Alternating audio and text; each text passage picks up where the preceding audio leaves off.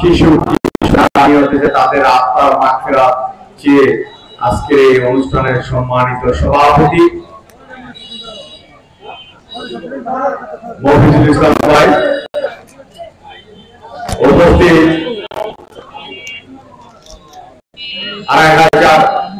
থানা বিএনপি সংগ্রামী সভাপতি ইসু ভাই ভূঁইয়া,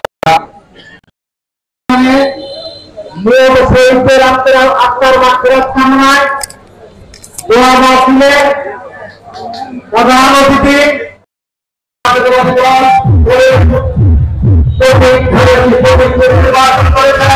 আমার অত্যন্ত সুপরিচিত আমার